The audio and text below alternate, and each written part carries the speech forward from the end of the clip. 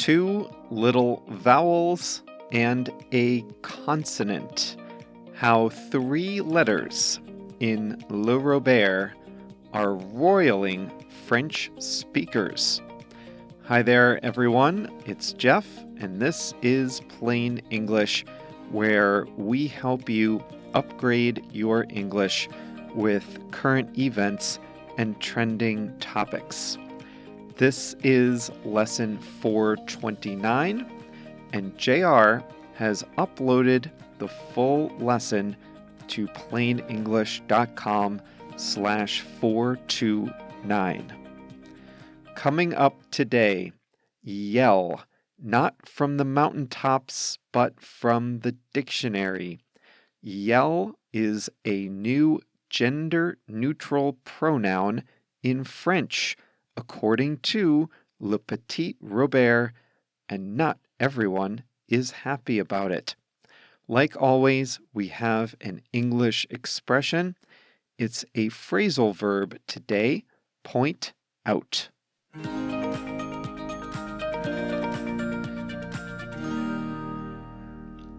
Le Petit Robert is a prominent dictionary in France, used as an academic reference and considered one of the highest authorities on the language. Like all dictionaries, Le Petit Robert includes new words each year. The new words could be technical or scientific terms. They could describe new social trends that develop, or they could simply be terms popularized on social media. This year, however, the famous French dictionary included a new pronoun in its online edition, yell, spelled I-E-L, and pronounced like yell in English. It's a mashup of the masculine pronoun for he, which is il, and the feminine pronoun for she, which is elle. So if you combine il and elle, you get yell.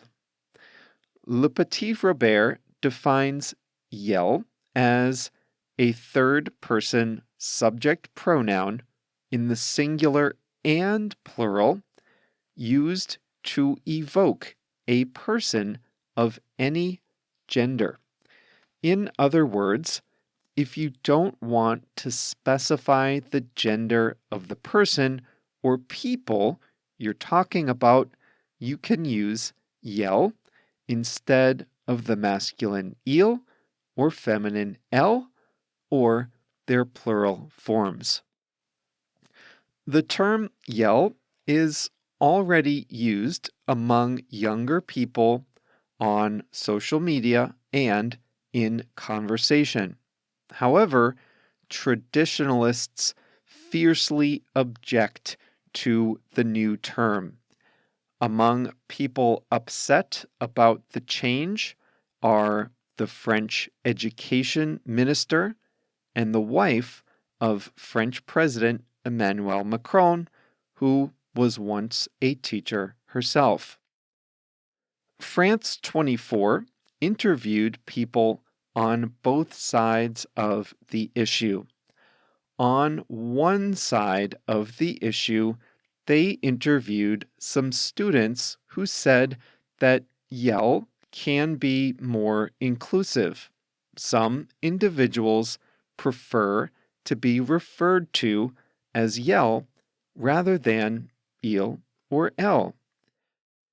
In French, it's typical to refer to groups of people as il, the masculine term, when mixed genders are present or when you don't know. Even if there are 9 French women and 1 French man in a group, you'd still use il, the masculine plural pronoun, to describe the group. Some people consider yell a more inclusive or respectful way to refer to groups of mixed genders. On the other side of the issue, traditionalists think that yell interrupts the flow of the language and is unnecessary. French is already a very gendered language. All objects, not just people, are masculine or feminine. By removing gender from a personal pronoun, the dictionary breaks with one of the fundamental parts of the French language.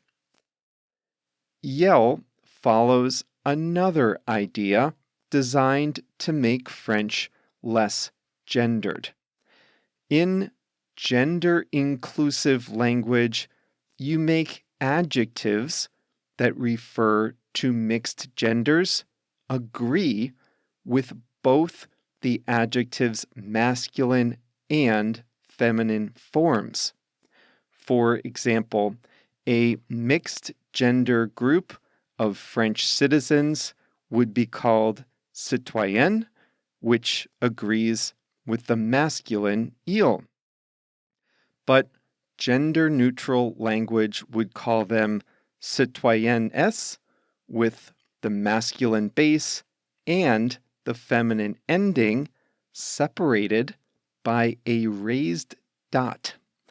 Jean-Michel Blanquer, the education minister, banned this type of writing in French schools.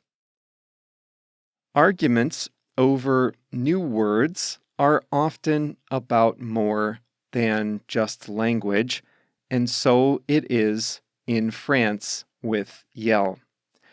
The traditionalists believe that yell is a symptom of American-style identity politics known as wokeism or le wokisme. France has traditionally seen itself as a colorblind society where citizens put the ideals of liberty, equality, and fraternity above individual identities like race and religion.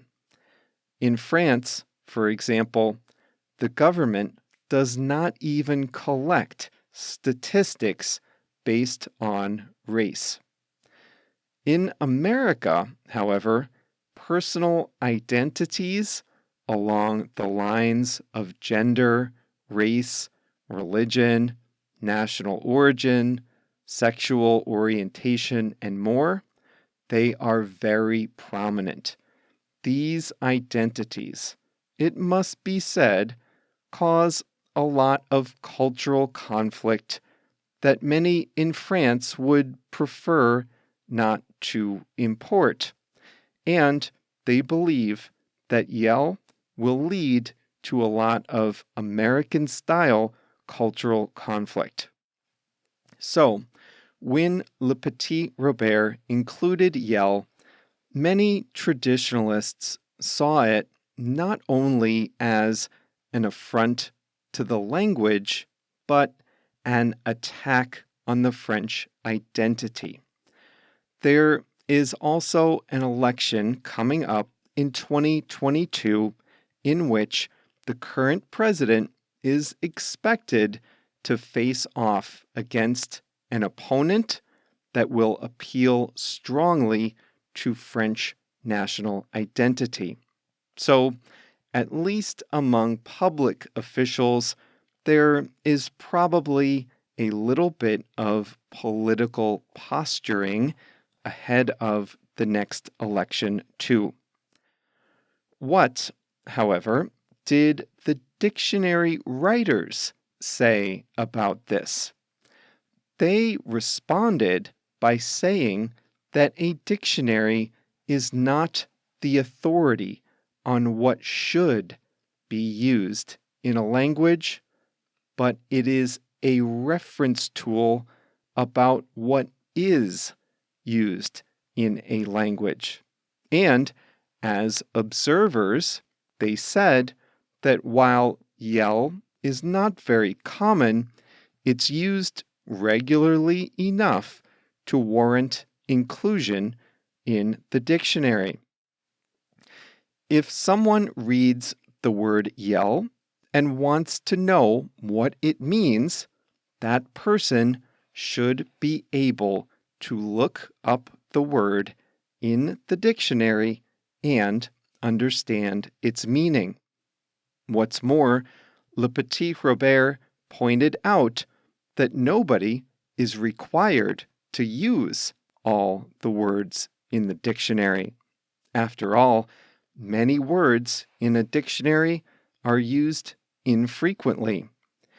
And after seeing the definition, readers can either adopt it or reject it, but at least they know what it means.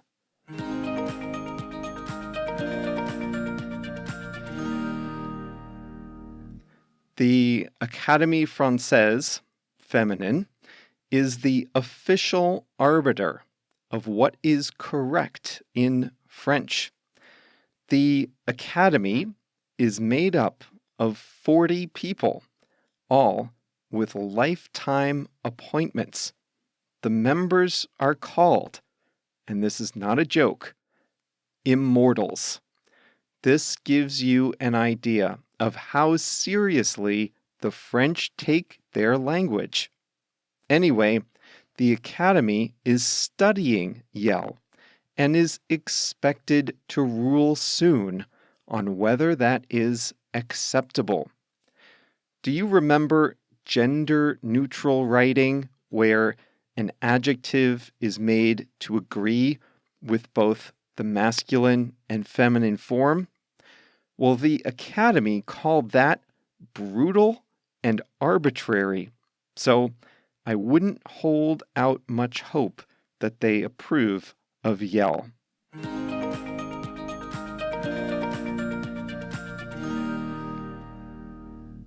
Today's English expression is point out.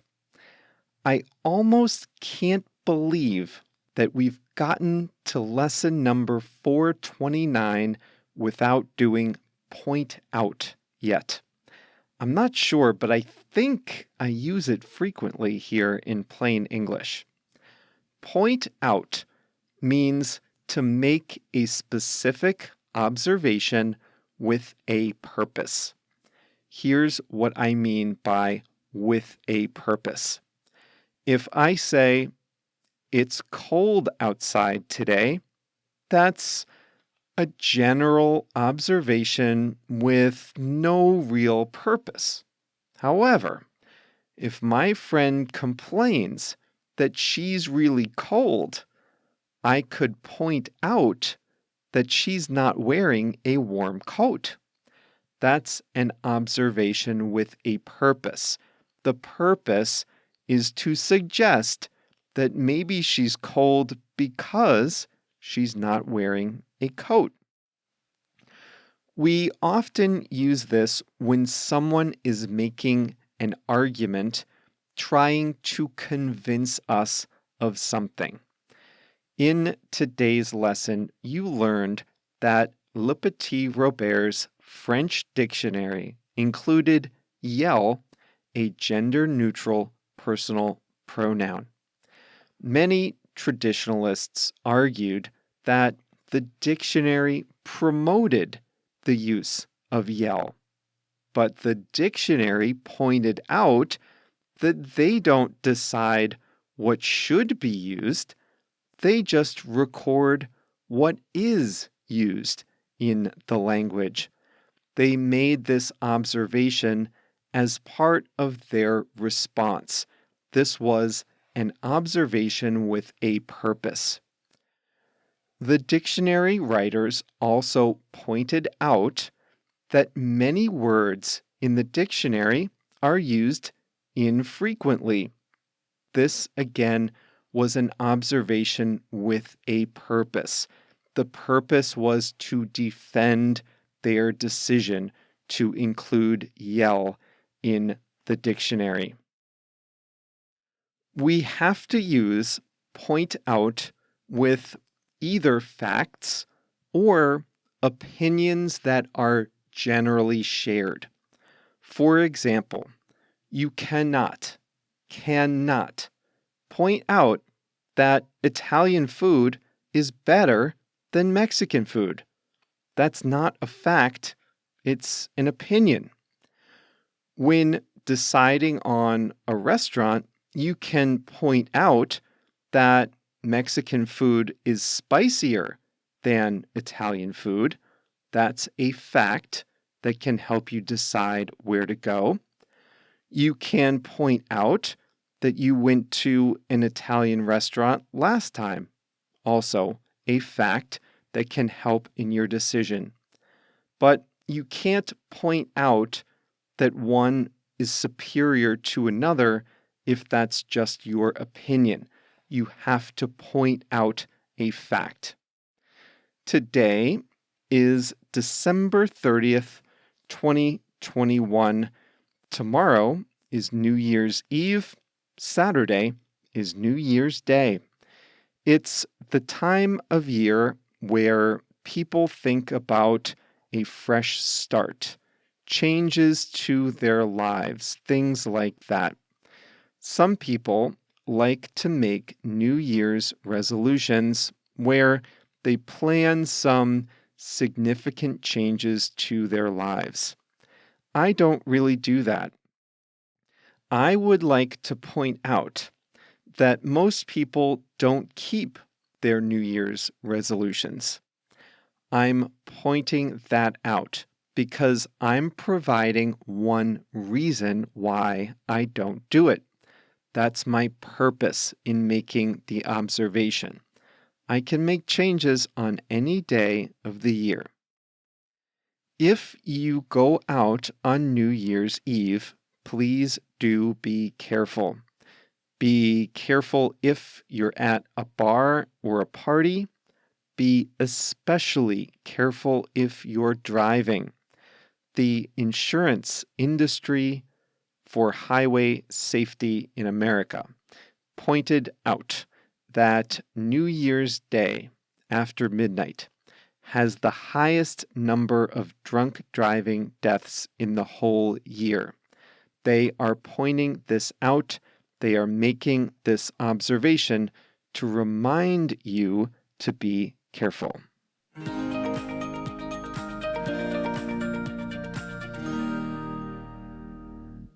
It's Thursday, so JR has a song of the week. It's Hello, It's Me by Todd Rundgren. It's the first song that Todd Rundgren ever wrote, and it's probably his best and most popular song, though he did have several other hits. This song was originally released on the B side of a record. Now, back then, singles were released on vinyl records.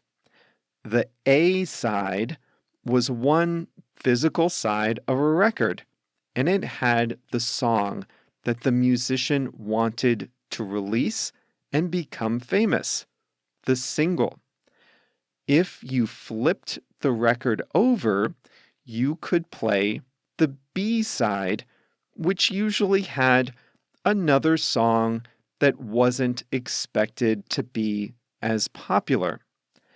Hello, It's Me was originally on the B side, but a lot of radio stations liked it better than the A side, and they played this one, Hello, It's Me by Todd Rundgren instead, and it has stood the test of time.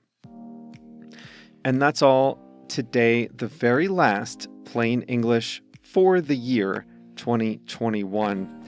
At this time last year, we said goodbye to an awful year, 2020, and we had high hopes for this year.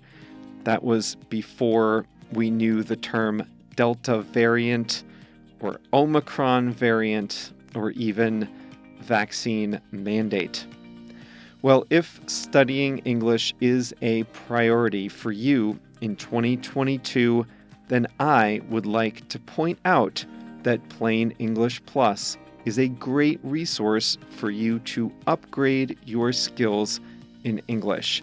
We have lots of extra audio, video lessons, interactive exercises, live calls on Zoom, and much more, all for you at plainenglish.com/plus, Plus. Come join hundreds of English learners just like you in a supportive community led by me and JR. plainenglish.com/plus. We'll be back next Monday to kick off a new year of English together. See you then.